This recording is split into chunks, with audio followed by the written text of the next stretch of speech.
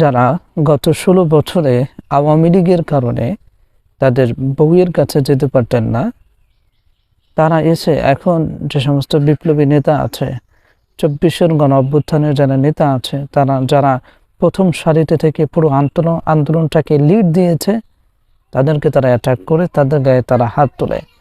সেটার জলজ্যান্ত উদাহরণ হচ্ছে গতকাল হাতিয়ার জাহাজবাড়িতে আব্দুল হান্নান মাসুদের উপরে আক্রমণ করা হয়েছে। এবং এই যে সমন্বয়ক যারা আছে, এদের ভিতরে আমি দেখেছি আব্দুল হান্নান মাসুদ উনি বেশ স্পষ্টবাদী একজন মানুষ। হাসনাত আবদুল্লাহ, সার্জিস, ওনারাও কথা বলেন, ঠিক আছে, তবে কথাগুলো কেমন যেন একটু ইনিয়ে বিনিয়ে অ্যাড্রেস করে কথা বলা, ঠিক আছে, তারা যেভাবে কথা বলে দ্যাটস ফাইন। কিন্তু আব্দুল হান্নান মাসুদের বেলায় আমি দেখেছি যে উনি ভিপি নূরের সাথে ওনার টকশো হয়েছে, বিএনপির কোনো নেতার সাথে টকশো হয়েছে, এভরি টকশো, প্রত্যেক টকশোতে আব্দুল হান্নান মাসুদ সে স্পষ্ট বক্তব্য দিয়েছে। কাউকে ইন্টারনাল এঙ্গেজ করে, কাউকে অ্যাড্রেস করে কথা বলেন না, বরং স্পষ্ট কথা বলেছে। ভিপি নূরের টকশো দেখেন, ভিপি নূরের সাথে সরাসরি তার সাথে কথা বলেছে, কোনো প্রকার ছাড় দেয়নি। বিএনপি নেতাদের সাথে টকশো করেছে, তাদেরকে কোনো প্রকার ছাড় দেয়নি। ইভেন তিনি টকশো অনুষ্ঠানে বসে তাকে একটা বিএনপির কর্মী তাকে হুমকি দিয়েছে, সে মেসেজটা পর্যন্ত তাকে দেখিয়েছেন স্পষ্ট। সো সেই যে বিপ্লবী নেতা, সেই বিপ্লবী নেতার গায়ে গতকালকে হাত দেওয়া হয়েছে।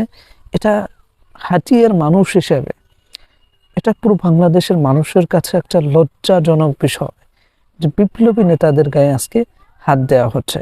এখন আমি দেখতেছি যে সমন্বয়ক যারা আছে, যারা 24-এর গণ অভ্যুত্থানে সামনের সারিতে থেকে লিড দিয়েছেন, তারাই এখন বাংলাদেশ জাতীয়তাবাদী দল তাদের কাছে শত্রু বনে গিয়েছেন। কেন শত্রু? তার কারণটা হচ্ছে তারা দেশকে কেন স্বাধীন করে দিয়েছেন। আগেই তো ভালো ছিল, আগেই তো ভালো ছিল।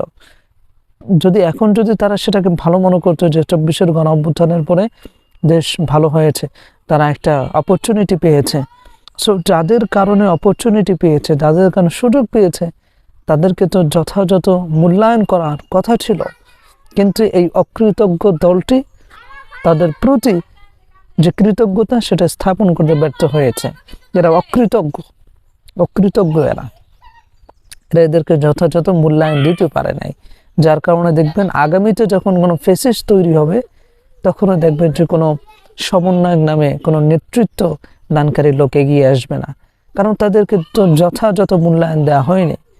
সো সর্বশেষ বলবো যে যেই নেতাদের কারণে, 24-এর গণ অভ্যুত্থানের প্রথম সারির নেতাদের কারণে আজকে আপনারা অ্যাটলিস্ট বউয়ের কাছে যাওয়ার স্কোপ পেয়েছেন, চাঁদাবাজি করার স্কোপ পেয়েছেন, শান্তিমতো বাড়িতে থেকে পরিবারের সাথে দিন কাটাতে পারছেন, তাদেরকে অ্যাটাক করে তাদের গায়ে হাত দিয়ে কতটুকু রাজনীতি আপনারা করবেন সেটা আমাদের বোঝা হয়ে গিয়েছে। এবং বাংলাদেশের মানুষের জন্য আপনারা কি করতে পারবেন সেটাও আমাদের কাছে বেশ স্পষ্ট। সো সর্বশেষ বলবো যে আব্দুল হান্নান মাসুদের উপরে কে বা কারা অ্যাটাক করেছে, কে বা কারা, একজন দুইজন, প্রত্যেককে গ্রেপ্তারের আওতায় নিয়ে আনতে হবে এবং যথোপযুক্ত তাদেরকে শাস্তি প্রদান করতে হবে। So, okay, that's it. Thanks for watching this video and see you in the next video. Allah Hafiz.